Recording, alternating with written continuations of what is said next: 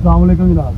दोस्तों की हाल है, ठीक ठाक हो जनाब? अज तुहानू मैं ना गड्डी चलाना सिखावांगा। वीडियो बड़ी अहम उन्होंने बंदियां वास्ते जिहड़े ड्राइवरी सीखना चाहते हैं। वीडियो जरा गौर ना देखियो, मेरे नाल जुड़े रहियो। तो उम्मीद यही है कि सब मेरे देखने वाले खैर खैरियत दे नाल होणगे। चल के वीडियो स्टार्ट करते हैं। उस तो पहले मेरे चैनल को सबसक्राइब कर लो, वीडियो लाइक शेयर करना नहीं भूलना, तो बैल आइकन का बटन दबाना भी नहीं भूलना, ठीक है जी। चल के तुहानू गड्डी के बारे भी दसांगा दोस्तों, और गड्डी चलानी सिखावांगा। आ जिहड़ा राइट हैंड ते पैडल हैगा ना, ये है रेस, राइट और रेस, ठीक है जी। तो उहदे नाल जिहड़ा पैडल हैगा वा दोस्तों, यह हैगी आ ब्रेक। और जिहड़ा दोस्तों लैफ्ट हैंड ते तुहानू जिहड़ा ना वो नज़र आ रहा ना पैडल, ये हैगा वा क्लच, ठीक हो गया जी। तो यह हैगी है जी गड्डी दी चाबी।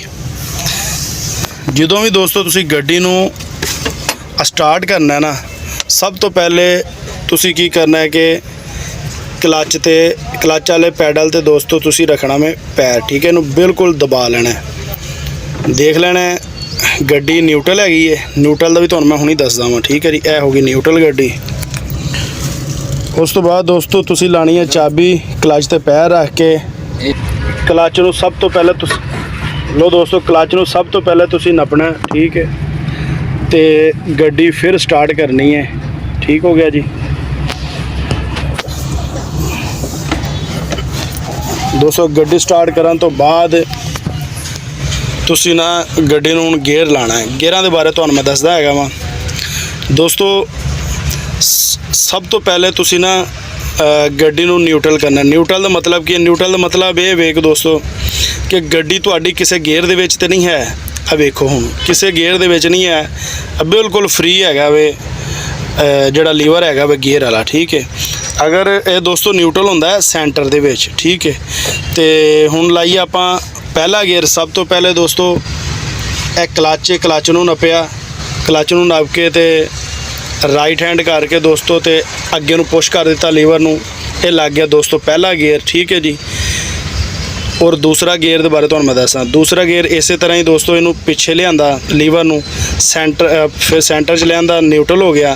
फिर उन दोस्तों लैफ्ट करके ते पिछे नूं लियांदा, ये लग गया दूसरा गेयर। इस तरह ही दोस्तों इनू अगे नूं पुश करके फिर न्यूट्रल हो गया। तो इनू दोस्तों जिहड़ा ना सेंटर दे विच लिया के ते अगे नूं कर दिता लीवर नूं, ते ये लग गया तीसरा गेयर, ठीक हो गया जी।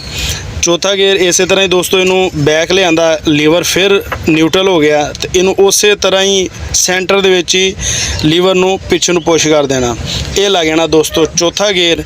ये हैगी है ये लग जाना दोस्तों चौथा गेयर। ये हैगी है जी 6 गेयरी। अच्छा जी, इनू फिर थोड़े अगे नूं पुश किया सेंटर दे विच, ते ये फिर न्यूट्रल हो गई। इनू राइट हैंड करके फुल ते अगे नूं पुश किया लीवर नूं, गेयर दे लीवर नूं, ते ये लग गया दोस्तों टॉप, जिन्हों कहते हैं 5वां गेयर, ठीक हो गया जी। उस तरह ही दोस्तों फिर इनू जिहड़ा वा वो बैक करना वा, सेंटर च आ जानी। इनू दोस्तों राइट करके लीवर नूं, गेयर दे लीवर नूं राइट करके ते पिछे नूं करोगे दोस्तों, ये लग जाएगा रिवर्स बैक गेयर, सही हो गया जी। यह तो हो गया गड्डी दे गेयर। हुण दोस्तों गड्डी दे कैबन दे विच होर किहड़ी चीज़ होंदी है जिहदे बारे तुहानूं पता होना बहुत ज़रूरी है दोस्तों। यह लीवर चैक करो, तुहाडे ज़हन दे विच होएगा कि इस लीवर का की काम हैगा वा, ठीक है। यह दोस्तों हैगे ने, यह दोस्तों हैगा इशारियां वाला, ठीक है जी। यह चैक करो दोस्तों, इस लीवर दे नाल 2 तो 3 काम होंदे ने। एक तो दोस्तों ये इशारियां वास्ते लीवर इस्तेमाल होंदा है। दूसरा दोस्तों ਇਹਦੇ ਨਾਲ ਗੱਡੀ ਦੀਆਂ ਹੈਡਲਾਈਟਾਂ ਵੀ ਜਿਹੜੀਆਂ ਉਹ ਚੱਲਦੀਆਂ ਹੈਗੀਆਂ ਨੇ, ਔਰ ਇਹਦੇ ਨਾਲ ਡਿੱਪਰ ਵੀ ਦਿੱਤਾ ਜਾਂਦਾ। ਡਿੱਪਰ ਦੋਸਤੋ ਆ ਦੇਖੋ, ਚੈੱਕ ਕਰੋ। ਅਗਰ ਤੁਹਾਡੀਆਂ ਹੈਡਲਾਈਟਾਂ ਚੱਲ ਰਹੀਆਂ ਨੇ, ਕਿਸੇ ਗੱਡੀ ਨੂੰ ਕ੍ਰਾਸ ਪਾਣਾ ਤੁਸੀਂ, ਤੇ ਇਹਨੂੰ ਉੱਪਰ ਨੂੰ ਪੁਸ਼ ਕਰੋਗੇ ਤੇ ਦੋਸਤੋ 2-3 ਵਾਰੀ ਪੁਸ਼ ਕਰੋਗੇ, ਅਗਲਾ ਡਰਾਈਵਰ ਸਮਝ ਜਾਏਗਾ ਕਿ ਯਾਰ ਗੱਡੀ ਨੇ ਨਾ ਪਿੱਛੋਂ ਕ੍ਰਾਸ ਕਰਨਾ, ਮੈਨੂੰ ਪਾਸ ਕਰਨਾ, ਇਸ ਵਜ੍ਹਾ ਤੋਂ ਮੈਨੂੰ ਡਿੱਪਰ ਮਾਰਿਆ, ਠੀਕ ਹੈ ਜੀ। ਇਹ ਚੈੱਕ ਕਰੋ ਹੁਣ ਇਸ ਲੀਵਰ ਦਾ ਕੀ ਕੰਮ ਹੈ। ਇਹਦੇ ਨਾਲ ਦੋਸਤੋ ਜਿਹੜੇ ਗੱਡੀ ਦੇ ਸਕਰੀਨ ਦੇ ਵੈਪਰ ਹੁੰਦੇ ਨੇ, ਇਹਦੇ ਨਾਲ ਉਹ ਚੱਲਦੇ ਨੇ, ਠੀਕ ਹੋ ਗਿਆ ਜੀ। ਇਹ ਗੱਡੀ ਦਾ ਹਾਰਨ ਆ ਗਿਆ, ਇਹ ਚੈੱਕ ਕਰੋ। ਇਹ ਮੀਟਰ ਆ ਗਿਆ, ਉਹਦੇ ਨਾਲ ਜਿਹੜੀ ਮੀਟਰ ਦੇ ਨਾਲ ਜਿਹੜਾ ਦੋਸਤੋ ਆ ਦੂਸਰਾ ਹੈਗਾ ਵੇ, ਇਹਦੇ ਦੱਸਦੀ ਹੈਗੀ ਹੈ ਕਿ ਗੱਡੀ ਹੀਟ ਹੈਗੀ ਹੈ ਜਾਂ ਕੂਲ ਹੈਗੀ ਹੈ, ਠੀਕ ਹੈ। ਉਹਦੇ ਨਾਲ 200 ਮੀਟਰ ਆ ਗਿਆ ਫਿਊਲ ਦਾ, ਘੱਟ ਵੱਧ ਸਾਰਾ ਕੁਝ ਦੱਸਦੇ ਰਹਿੰਦੇ ਨੇ।